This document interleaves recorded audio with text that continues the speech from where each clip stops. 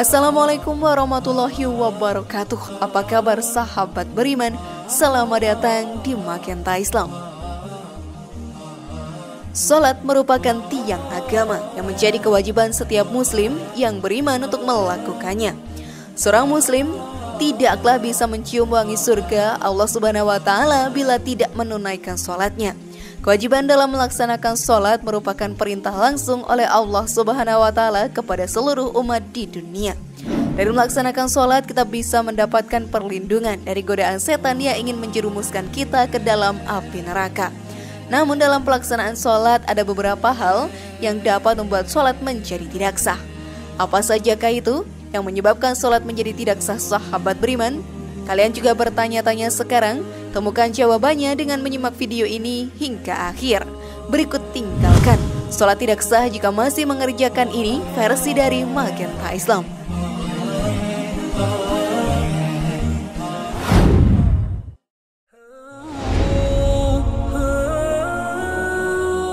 Sahabat beriman, sholat merupakan kewajiban yang wajib untuk kita jalankan. Tidak ada alasan untuk tidak melakukan sholat saat diri kita masih mampu melakukannya.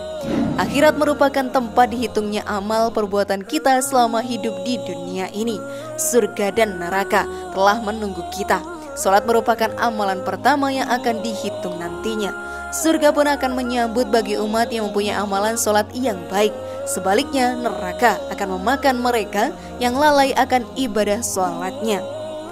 Banyak manfaat dari sholat untuk diri kita sebenarnya. Sholat pun dapat menjauhkan diri kita dari perbuatan keji dan maksiat yang ada di dunia.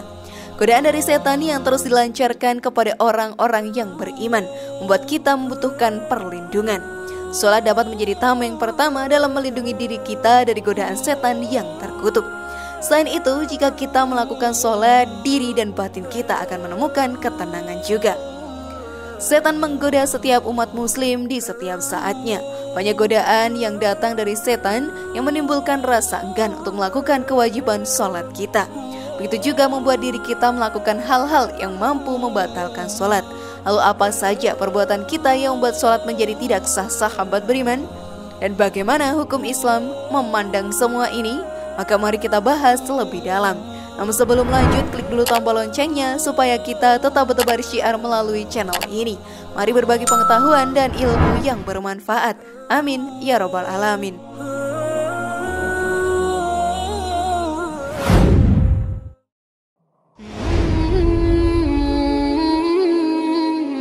Berbicara saat sholat. Dalam melakukan sholat harus dibarengi dengan fokusnya pikiran kita kepada Allah Ta'ala. Untuk sejenak kita harus melupakan urusan duniawi. Kesibukan yang sudah menjadi kegiatan sehari-hari seringkali mengganggu fokus dalam beribadah ini, hingga membuat kita melakukan hal yang mampu membuat sholat yang dilakukan menjadi tidak sah. Hal tersebut merupakan salah satu godaan setan untuk membuat kita tidak melaksanakan sholat dan membatalkan sholat saja. Salah satu penyebab tidak sahnya sholat yang kita lakukan adalah berbicara saat sholat. Saat melakukan sholat kita pun dilarang untuk berbicara dengan sengaja.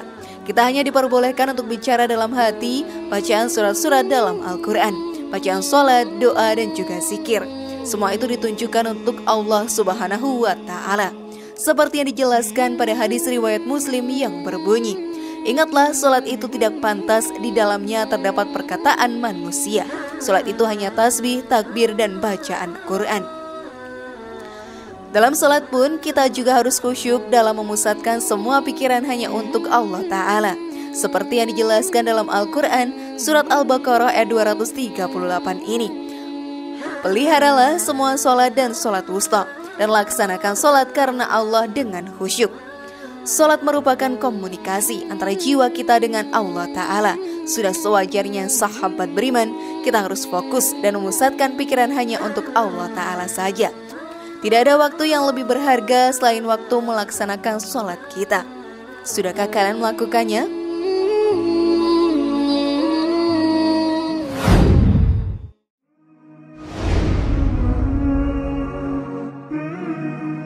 Membuat gerakan selain gerakan sholat. Sholat mempunyai gerakan yang harus dilakukan saat melakukan ibadah tersebut. Gerakan tersebut pun sudah merupakan hal wajib untuk diingat bagi semua umat muslim yang beriman. Gerakan sholat juga membawa dampak bagi kesehatan tubuh kita. Namun banyak dari kita yang melakukan gerakan di luar sholat. Hal tersebut merupakan salah satu penyebab tidak sahnya sholat kita di mata Allah Ta'ala.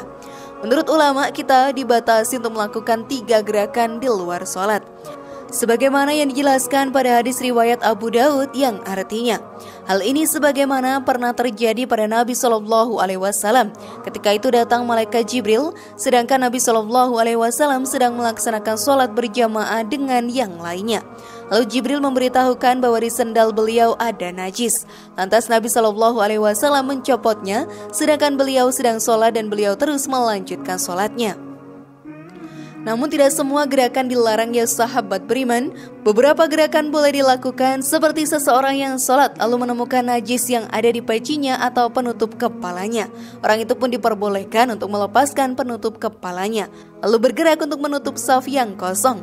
Juga diperbolehkan saat sholat berlangsung dan tidak membatalkan sholat. Hal tersebut diperbolehkan karena merupakan salah satu sunnah, yaitu menyempurnakan sholat kita.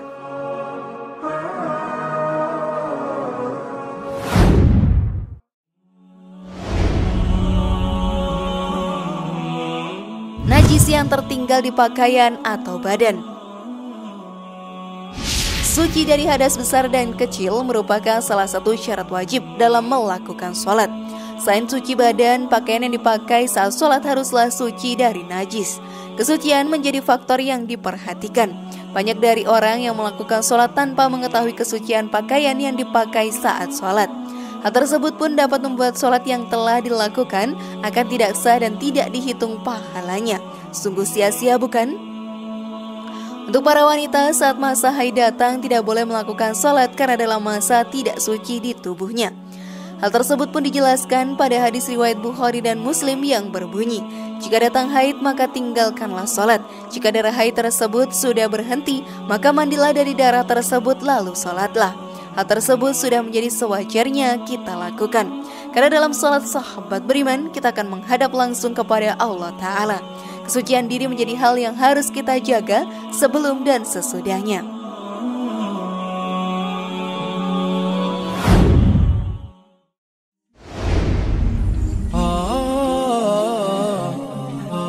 Terbuka sebagian aurat. Menutup aurat menjadi salah satu syarat sah sholat yang kita lakukan. Jika kita memakai pakaian yang tidak menutup aurat, sholat tersebut akan dianggap tidak sah. Banyak dari kita yang tidak menghiraukan pakaian saat sholat. Hal tersebut membuat potensi untuk sholat menjadi tidak sah sangatlah besar. Dalam menjalankan ibadah, kita harus memakai pakaian yang pantas dan juga baik.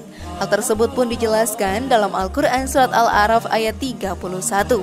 Wahai anak cucu Adam, pakailah pakaianmu yang indah di setiap memasuki masjid.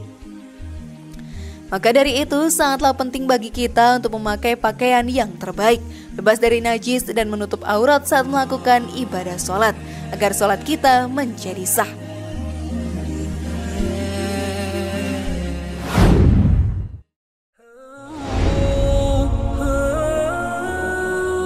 Membelakangi kiblat. Dalam melakukan sholat sahabat beriman, kita pun wajib untuk menghadap kiblat. Ka'bah merupakan kiblat bagi umat muslim di dunia dalam melakukan sholat. Jika kita tidak menghadap kiblat dalam melaksanakan sholat, maka hal tersebut membatalkan sholat kita. Hal tersebut sudah dijelaskan pada hadis riwayat Bukhari dan Muslim yang berbunyi, jika engkau hendak mengerjakan sholat, maka sempurnakanlah wudumu, lalu menghadapkan ke kiblat, kemudian bertakbirlah. Oleh karena itu, sebelum melakukan sholat, kita pun harus memastikan arah kiblat yang ada di tempat tersebut, agar sholat kita menjadi sah. Sudah sewajarnya kita hindari segala sesuatu yang dapat membatalkan sholat. Sholat merupakan tiang agama. Jika sholat kita batal karena hal yang tidak diketahui, maka di akhirat nanti akan mendapat siksaan oleh api neraka yang begitu pedihnya.